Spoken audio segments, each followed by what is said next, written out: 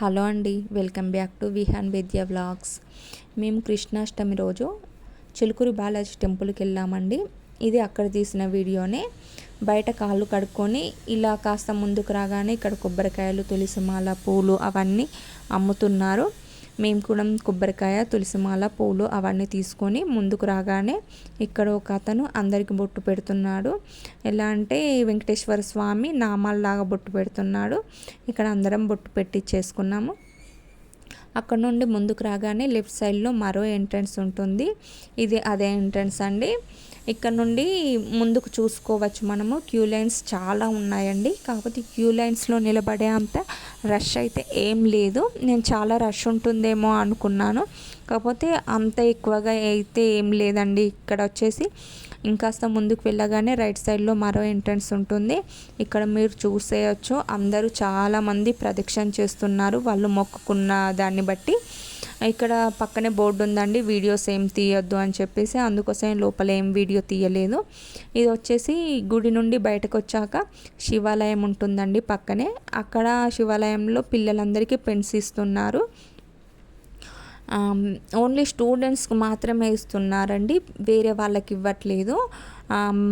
పంతులు గారు చెప్తున్నారు, మీరు స్టూడెంట్ అయితేనే నేను పెన్ ఇస్తాను, లేదంటే ఇవ్వను అని చెప్పేసి. ఇక్కడ మనం కూడా పెన్ బాక్స్ కొని పంతులు గారికి ఇస్తే పంతులు గారు శివుని దగ్గర పెట్టి పూజ చేసి అందరికీ ఇస్తున్నారండి. చాలా బాగా అనిపించింది ఈ ఐడియా. ఏదో అంటే ఏ టెంపుల్లో మనం చూడం కదండి ఇలా పెన్స్ ఇవ్వడము.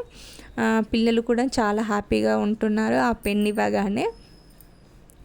ఇక్కడ చూస్తున్నారు కదా, పెన్స్, బుక్స్ ఇవన్నీ సేల్ చేస్తున్నారు. ఇక్కడ కొని మనం పంతులు గారికి ఇవ్వచ్చు. మా బాబాయ్ అయితే ఇంకా 2 ఎక్స్ట్రా పెన్స్ కూడా తీసుకున్నాడు. ఇది వచ్చేసి బయట షాపింగ్ అండి. గాజులు, బొమ్మలు, ఈ విగ్రహాలు ఇవన్నీ అండి.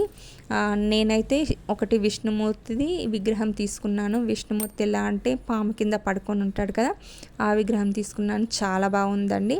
అది వచ్చేసి ఇంకా బ్యాంగిల్స్ కూడా తీసుకున్నాను. ఇక్కడ మా పాపకి మా ఆయన బాల్ కూడా తీసుకుంటున్నాడు. తను ఏడుస్తూ ఉంటే ఈ విగ్రహాలు చూస్తున్న కొద్దీ చాలా బాగున్నాయండి. ఇంకా తీసుకోవాలనిపించింది, కానీ ఎక్కువ విగ్రహాలు పెట్టుకున్నా కానీ పూజలు ఎక్కువగా చేయాలి కదండి, అంత ఓపిక నాకైతే లేదు. అందుకోసమే నేను ఇంకెక్కువ ఏం విగ్రహాలు తీసుకోలేదు. చూశాను జస్ట్ అంతే. ఇక్కడ నుండి బయటకు రాగానే ఇది బయట ప్రదక్షిణ అండి. పంతులు గారు మైక్లో అనౌన్స్ చేస్తున్నాడు ఏంటంటే బయట ఒక ప్రదక్షిణ 11 ప్రదక్షిణలతో సమానం అని చెప్పేసి. మేమైతే ఫస్ట్ టైం వెళ్ళడం కాబట్టి లోపల 20 చేశాము, బయట ఒక్కటి చేశాము. మేము మిడిల్లోకి రాగానే అంటే మేము ఒక 5-6 ప్రదక్షిణలు చేయగానే పంతులు గారు అనౌన్స్ చేశారు. అప్పటి వరకు మాకు తెలియదు. బయట ఒక ప్రదక్షిణ 11 ప్రదక్షిణలతో సమానము. ఫస్ట్ టైం వచ్చిన వాళ్ళు ఒక ప్రదక్షిణనే చేయాలి కోరిక కోరుకొని అని చెప్పాడు. మాకు తెలియక మేము ముందే 21 అని చెప్పేసి లోపల చేస్తూ ఉండగా పంతులు చెప్పాడు. ఆ తర్వాత లోపల 20 చేసి ఆ తర్వాత బయట ఒక ప్రదక్షిణ చేశాము. ఇక్కడ పక్కనే గోశాల కూడా ఉందండి.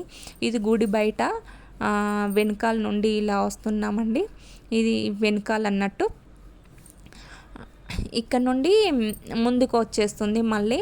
చాలా బాగా అనిపించిందండి. మాకైతే దర్శనం చాలా బాగా జరిగింది. ఇక్కడ మీరు చూడొచ్చు, చాలామంది గుడి బయట ప్రదక్షిణ చేస్తున్నారు. చాలా స్పీడ్గా కూడా వెళ్తున్నారు అందరూ. వాళ్ళు మొక్కుకున్న దాన్ని బట్టి వాళ్ళు చేసేసుకుంటున్నారు. మీరు కూడా ఫస్ట్ టైం వెళ్తే తెలుసుకోండి. ఎలా అంటే గుడి బయట చేస్తే ఇన్ని ప్రదక్షిణలతో సమానం అని పంతులు చెప్తున్నాడు. అక్కడ బోర్డు ఉంటే చూడండి, అలా మీరు పొరపాటు చేయకండి. అంటే లోపల చేశామో చాలా మంచిదే, కాకపోతే ఫస్ట్ మొక్కుకొని ఒకటి చేసుకోవాలంట, కోరిక కోరుకొని. ఇక్కడ వచ్చేసి నేను వినాయకుంది విగ్రహం అది అడిగాను, బయట హ్యాంగ్ చేసుకుందామని 600 చెప్పారు. ఇక తీసుకోలేదండి నేను అది. ఇదేమో గుడి ముందట అండి, మెయిన్ ఎంట్రన్స్ అన్నట్టు. ఈ ఎంట్రన్స్ కాకపోతే ఓపెన్ చేయలేదు. మేము వెళ్ళినప్పుడు ఏంటంటే 2 minutes అలా ఓపెన్ చేశారు, వెళ్ళే వాళ్ళు వెళ్ళొచ్చు అని చెప్పేసి. మళ్ళీ క్లోజ్ చేసేసారు. అక్కడ గుడి ముందటికి వచ్చి 1 రౌండ్ కంప్లీట్ అవ్వగానే అక్కడ మొక్కుకొని వెళ్ళిపోతున్నారు. ఈ వీడియో కనుక మీకు నచ్చినట్టయితే please like, share and subscribe చేయండి. Bye bye.